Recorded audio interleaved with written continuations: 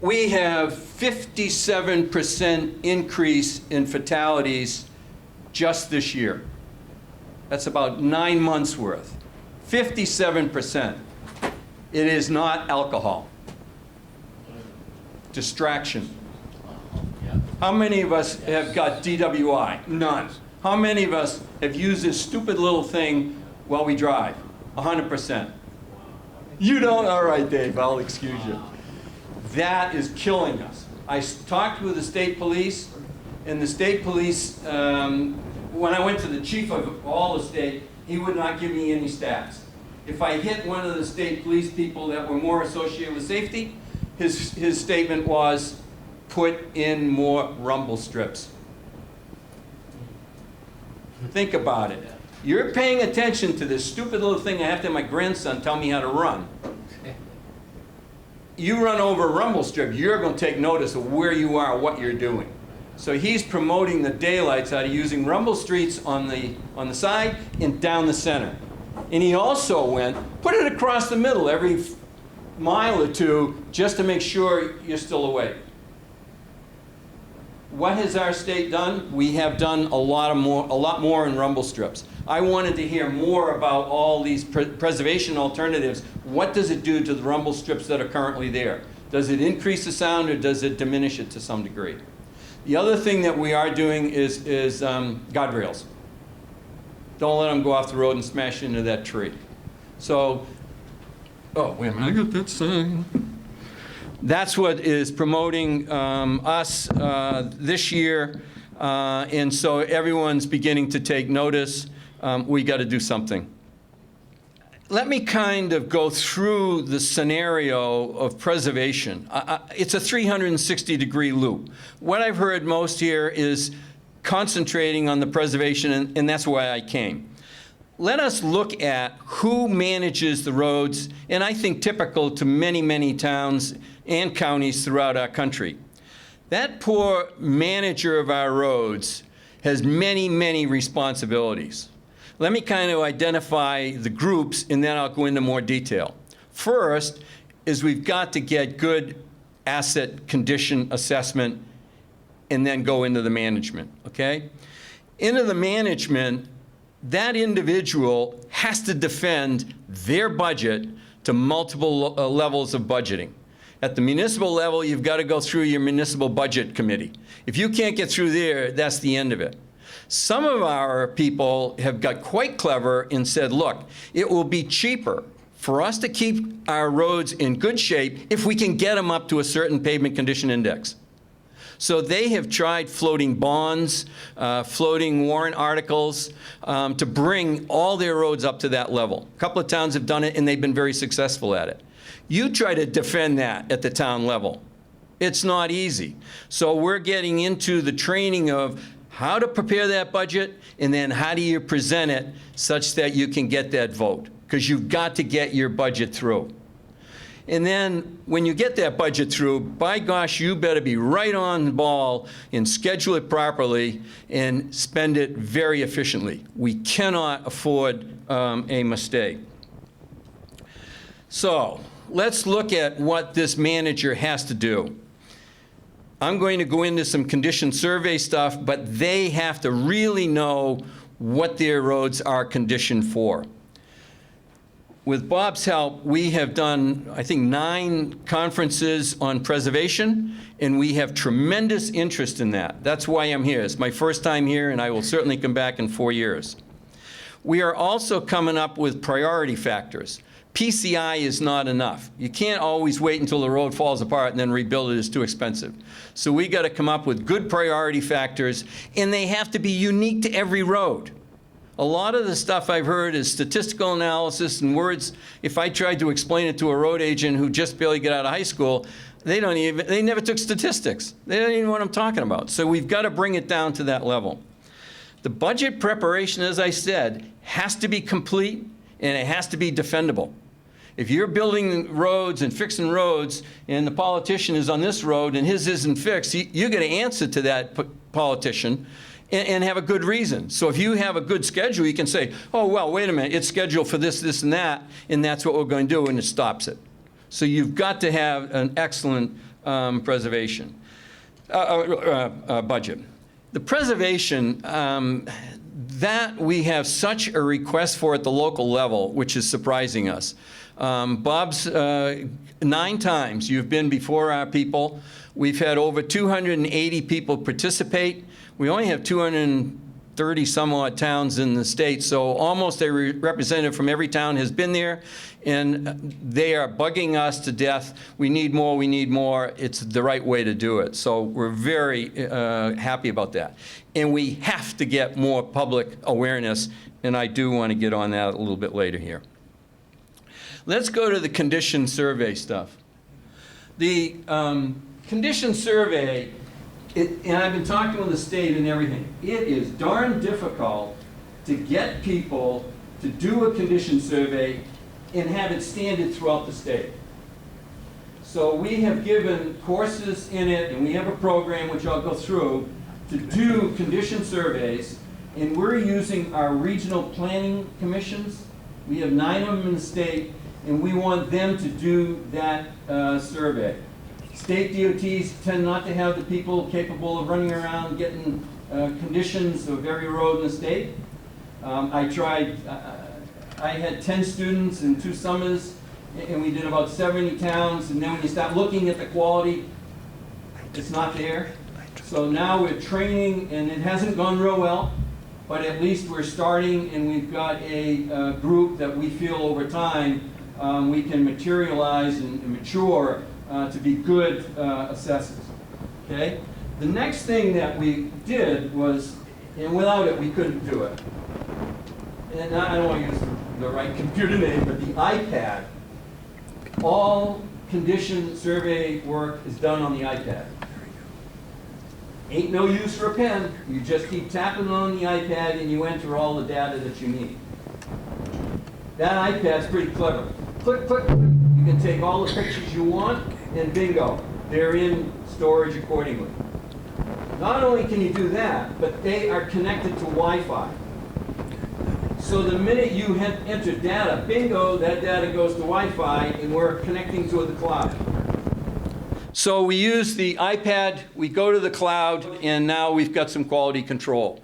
Not only do we get quality control at the local level, we're trying to set this up. We call it SAIDS. I had to write it down because I never remember what it stands for. Statewide Data Exchange Service. That's what we're doing. So all highway data is going up to the cloud. It's in SAIDS.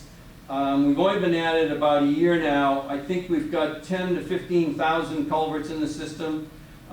We've got all the guardrails of the turnpike. This year, it's in the pilot phase right now. We've got about 15 towns where we've got every road in those towns in it and on the cloud, so anyone can access it. There is some licenses required if you want to be able to access it, to enter data. In other words, boy, I did a QA, QC on it, I'm the town manager or whatever. There are licenses in the T-Squared Center. I think we now have about 20 iPads which we lend out. The DOT, Bob, you might help me, I think there's about 50 or 60 of them that they have bought, and they're doing the same thing with a bunch of aspects of it.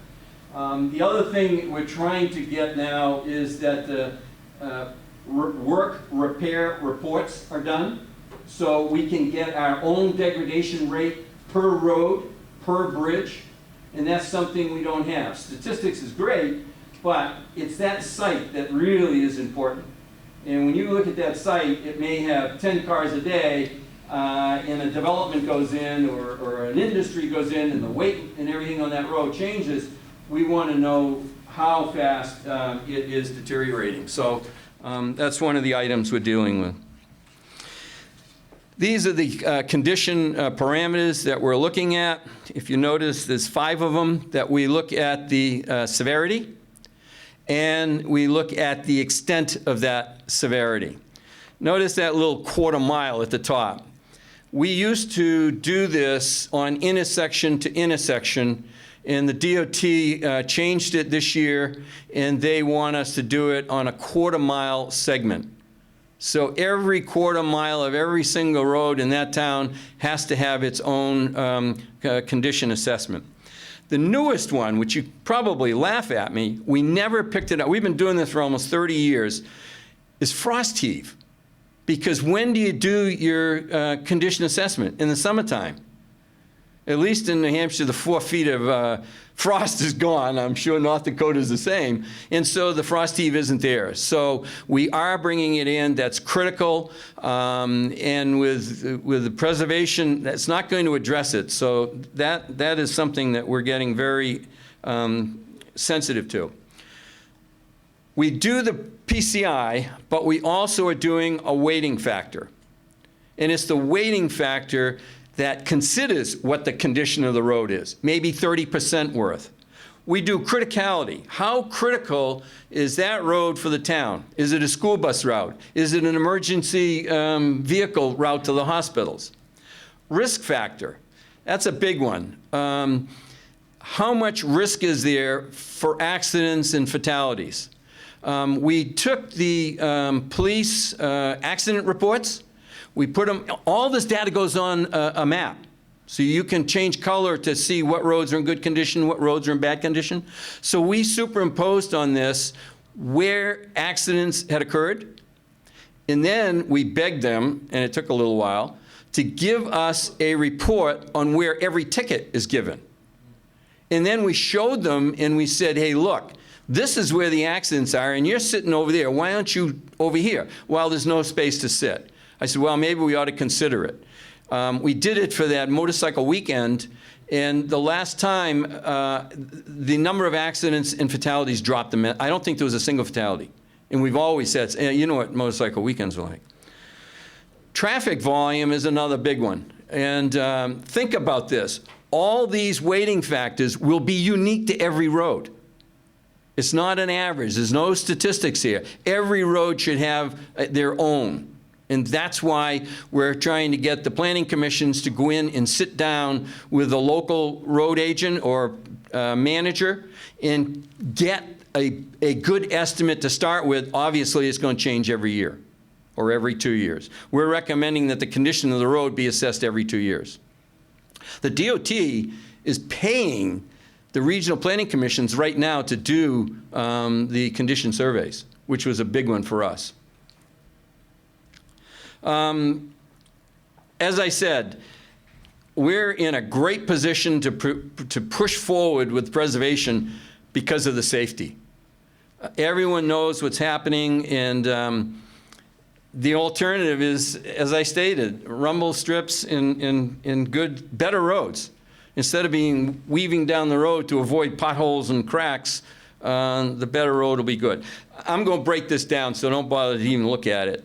We have what we call a forecasting package, okay? And all of it comes up on the screen. I got most of it, I couldn't get it all on. And I would like to go through it in segments. This one includes all the preservations I'll go through. This one does the sequencing. This one, and I'm going to break these out, tells what's going to happen next. Before I get into the expansion of it, though, it all takes significant training. We've put on 12, I'm sorry, Bob, it was 12 courses you put on, and we got the 286 participants, which was very good. We did 9 training sessions for the RPCs, the regional plannings, and we requested at least 3 people from each. It's been somewhat successful, but not totally. They use interns. The interns come and go. We've got to expand it, and we're still looking for some of your suggestions. We've got to work at that. But it gives us an alternative to get that field data into the system. Because they used interns, I don't know how many site visits we go out. It's daily. We get phone calls, we get emails, and we're running around all over the place trying to help them do the condition surveys and then meet with the road agents, the managers, to make sure you get what they see as their weighting factors, and then sit with them to try to do the forecasting. All right, this is part of the forecasting, and this is one of the yellow things that I showed you. If you look down the left-hand side, those are the repairs that Bob has helped us with. We feel that they are appropriate for us, and we have trained, or at least introduced these alternatives to our road agents, and they seem to be going fairly well. They're asking a lot more questions. They're a little bit scared. They want some experience. Let my neighbor do it first, and if it goes well, then I'll do it.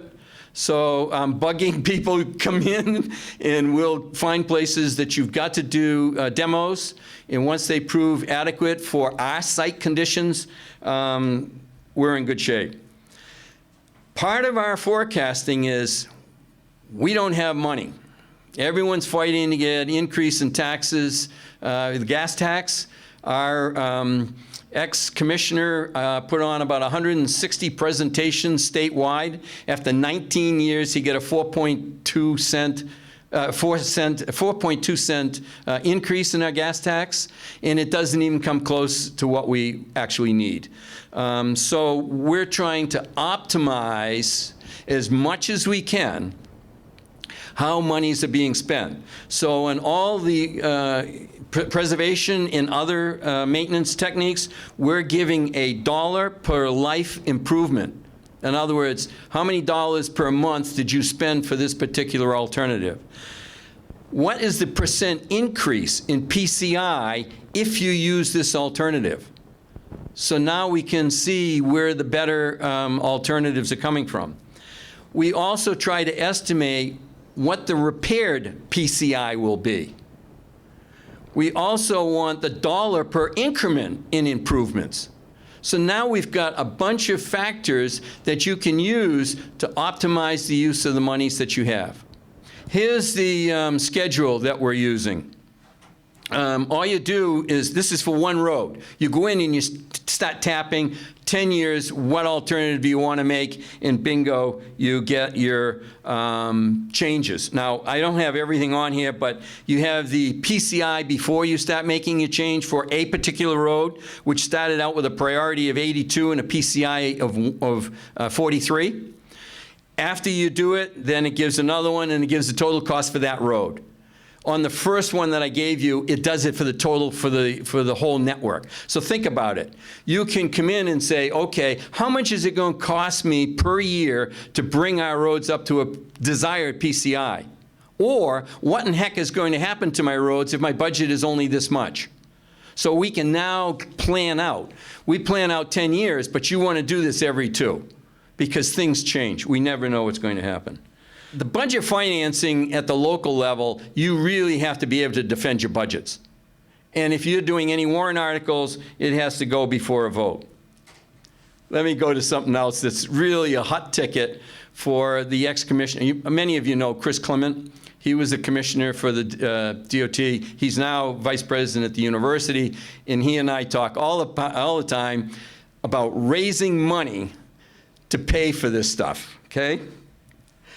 What we want, you know, when you goof off, you have to justify it. I like to ski, so I had to justify why I'm going skiing. I bought, this is not it. It's just like this, a ski ticket. Happened to be in France at Chamonix. All you do is you put it in your pocket. You never take it out. No one ever inspects it. You go to the get on the chairlift or whatever. You walk through a gate and bingo. No one looks. So what we're proposing is take one of those cards and put on it vehicle weight, gross vehicle weight, and your mile per gallon. Okay? So you drive into a station. The station has a price up on it. Okay? We want that price to add 3 cents, 5 cents, we don't know how much, to it, which will be part of a user fee. We're not using the word tax. Okay? So you get a user fee. Depending on what's on that card, and this is an incentive for people to make sure they get it, we'll probably do it through registration, you will get a deduction if you've got a more effective car, lighter weight, more mileage. So you're encouraging the environmental people, this is a good idea. And we're hoping to put that through into legislation. And there's a new one, the I-95 Corridor Coalition. We want to start a demo this spring in the summer to use this as an example. We feel that this alternative is a prepayment, not a post, and it doesn't interfere with anyone's privacy. I know Oregon's been trying for quite a few years, and they haven't succeeded. They've been trying to use GPS to figure out how many miles and cell phones. This is all up front, and we don't care where you go. So that's what we're shooting for. Any questions?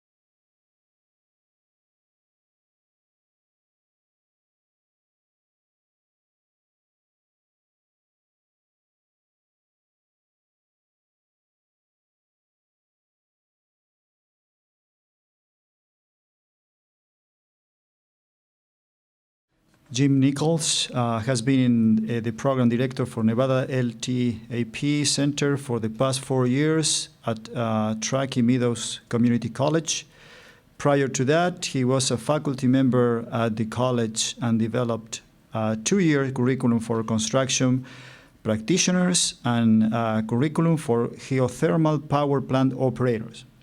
He was founder and CEO of Nichols Consulting Engineers and was principal investigator for the western region of the long-term pavement performance project. He holds a degree in geology, zoology, and engineering, and is a registered engineer in Nevada and California. Welcome, Jim. Thank you, Pablo. Well, good afternoon. I'm Jim Nichols, as advertised, and I want to talk to you a little bit about what we do in pavement preservation and teaching pavement preservation, and a little bit about Nevada. Let's see if we're tracking here. Okay. I just closed it off.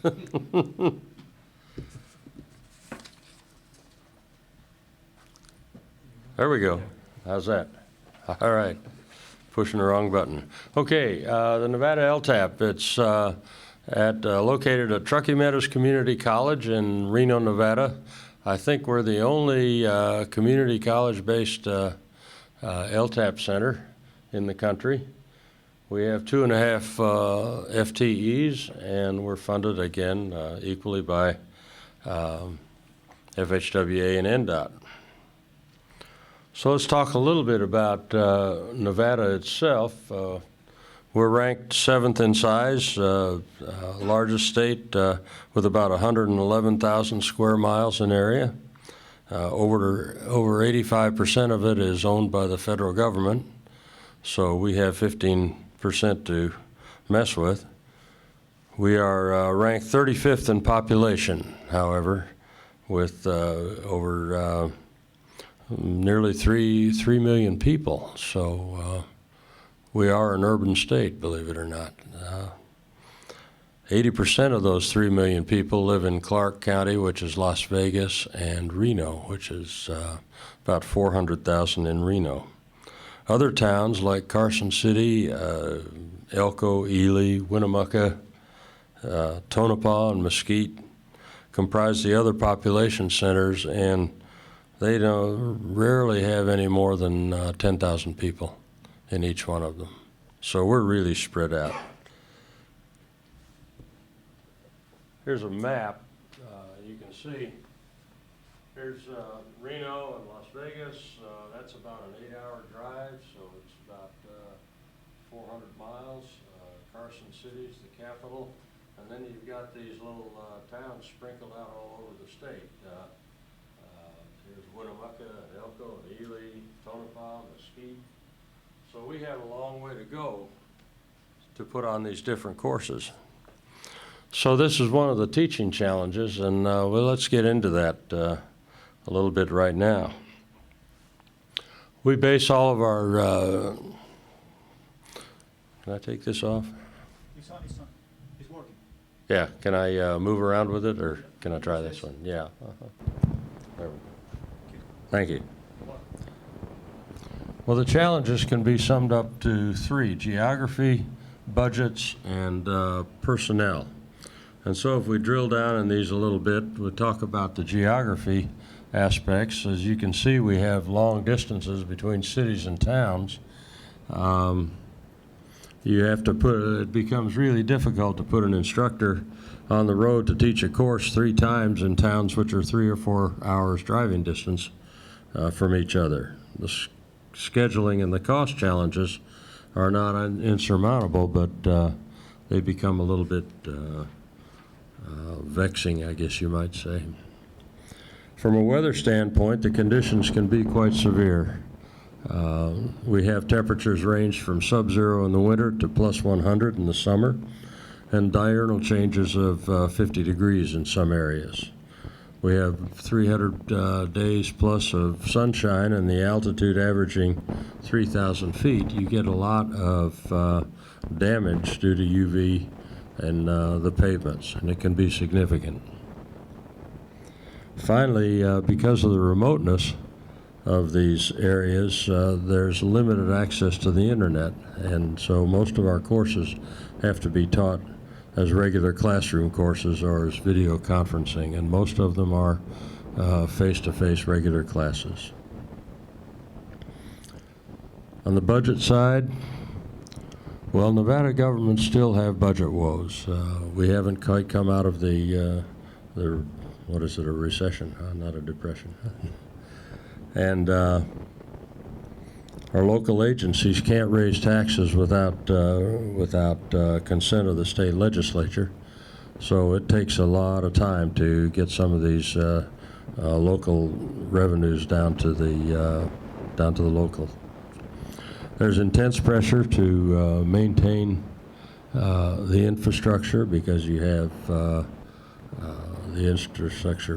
infrastructure failing. You have it growing also because of a networks expanding. So there's more to say grace over now. So, and there's intense training budgets which are limited to non-existent, really.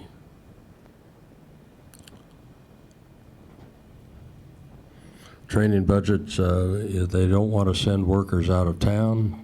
They're too far to go for they have to pay for, the cities, the local agencies have to pay for transportation and usually an overnight stay. So it's just not a priority. Because the final area, the final challenge is personnel. The ability to hire and retain qualified people is critical. Generally, entry-level workers in the field do not come into the job with technical skills suitable for the work required. Skills such as math and algebra, surveying, knowledge of paving materials, specification reading and interpretation are all needed for advancement and being productive team members. There's a constant turnover of employees due to retirements and other just moving on to a better situation. So training has to include teaching basics to new employees and existing employees. Existing employees must learn new stuff because things are just continually changing and the employees have to keep up. So enough with the whining, okay? What are we going to do about this? Well, in Nevada, we've broken it down into 3 areas. One is what are the tools in the toolbox for pavement preservation and other areas. Which tools in the toolbox are we going to use? And then finally, what are the expected results? So we look at these through the 3 areas required by the LTAPs, and that's workforce development, technology, and safety. So if we talk about each one of these, we'll talk about technology a little bit. We teach about 6 to 10 courses which apply to preservation. We have all about pavement materials. That's sort of an entry-level course. Asphalt binder technology, low-volume road pavement treatments, identifying and treating pavement distress, which we're teaching this next week, asphalt paving technology, teach courses in seal coats, and then we have a course in surface treatments with complete streets following onto it. So that's a large issue, especially in northern Nevada. The courses are taught by national technical and practical experts in the field, so we bring in folks from all over, bringing people from New Hampshire even. So they have years of experience, and they've been pretty well received by students. So knowing how to place these treatments is one thing. However, safety in the workplace is critical because of not only the workers but the traveling public itself. We offer courses in work zone safety, workplace safety, work zone traffic control, flagger training, summer survival, winter survival, and a course we developed called Roadside Hazards and Airborne Pathogens at the recommendation of NDOT. They have their workers out on the roads and they run across meth labs and all sorts of strange things. So this has been a well-received course.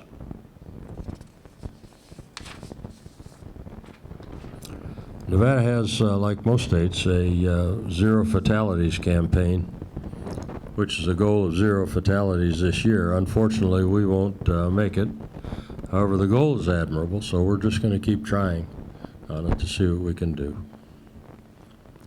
Finally, we come to the third leg of training, and that's workforce development. The National Science Foundation, under its Advanced Technological Education Division, has sponsored research on critical skill sets required by the U.S. business and industry employers. These skills are applicable to the technical workforce, not having engineering degrees, and are divided into technical skills and employability skills. Technical skills are those which apply to the technical aspects of the job. Skills like math, science, computers, quality assurance, data collection, plans, PS&Es, those technical skills that need to get the job done. Employability skills are those which are needed by an individual to make them employable. Skills such as communication, interpersonal relations, problem solving, using initiative and self-motivation, working under pressure, and teamwork, just to name a few. At the Nevada LTAP, we teach courses in leadership techniques, effective communications, construction management for rural projects, tort liability and risk management. We brought in Ron Eck to teach that from West Virginia. And he tried to change the name of the course to how do you keep your rear end out of jail. So we had more people at that one. And then we teach a course in practical math.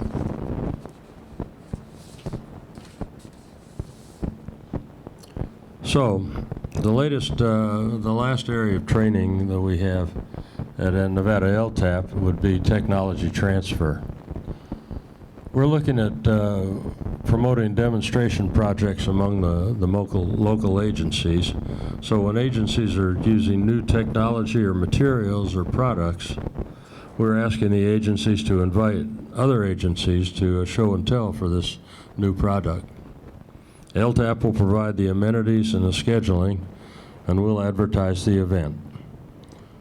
We believe this is one way to create opportunities for idea sharing. We were hoping that we could, if Elko is putting down a new type of seal coat, we would invite all the towns in the west or eastern Nevada to be able to come around and share in this idea of technology transfer. And I've learned a lot just in this meeting for other tech transfer opportunities.